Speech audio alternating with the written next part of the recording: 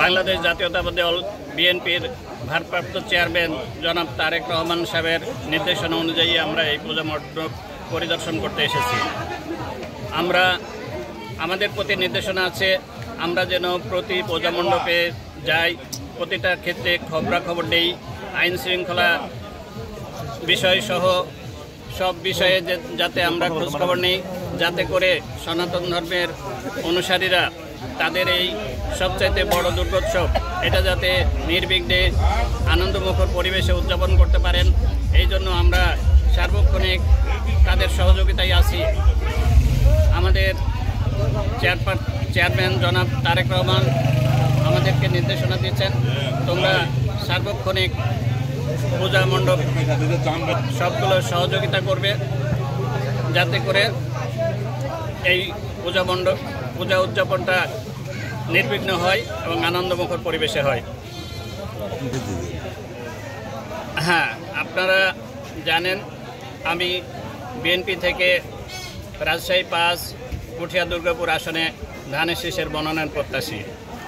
আপনারা আমার জন্য দোয়া করবেন, আমি যেন আপনাদের পাশে থেকে জনগণের সেবা করতে পারি, আপনাদের উন্নয়নের শরিক হইতে পারি, আপনাদের মন্দিরের উন্নয়নে শরিক হইতে পারি, রাস্তাঘাট, school college, building, bridge, culvert সব কিছুতে যেন আমি উন্নয়নের অংশীদার হইতে পারি, আপনাদের সাথে নিয়ে যেন আমি এই উন্নয়ন কাজগুলো করতে পারি, সেজন্য আমার প্রতি দোয়া করবেন। আসসালামু আলাইকুম। কি হলো জানাতে চাই যে রাজশাহী দুর্গাপুর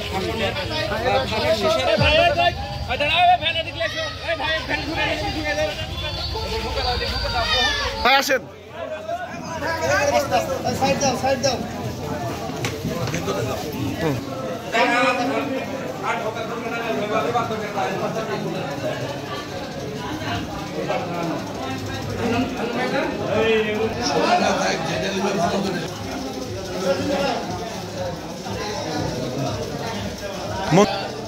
তারেক রহমানের নির্দেশনা অনুযায়ী আপনাদের পূজা মণ্ডপ পরিদর্শনে এসেছি। আপনাদের কোনো সমস্যা আছে কিনা এখানে সহযোগিতা করার জন্য আমাদের নেতা নির্দেশনা দিয়েছেন। আপনারা কি কোনো অসুবিধা বা কোনো রকমের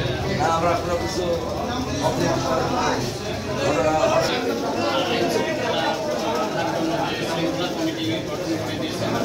বন্ধ করেন ভাই, ফটো করেন।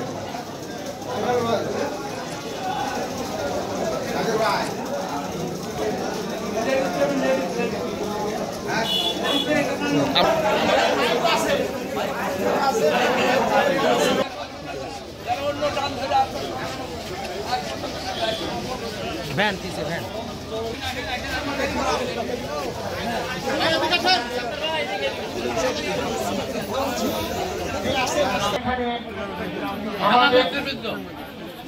আমাদের হচ্ছে সাবেক মেয়র সহ সকল হিন্দু আমাদের উপস্থিত হয়েছেন, তাদেরকে আমি সনাতনী হিন্দু ধর্মাবলম্বী প্রান্তীয় নেতা আলহাজ মোহাম্মদ সাত্তার সাহেব, তাকে আমি আন্তরিকভাবে সকল নেতা কর্মীকে আমি আন্তরিকভাবে ধন্যবাদ জানাই।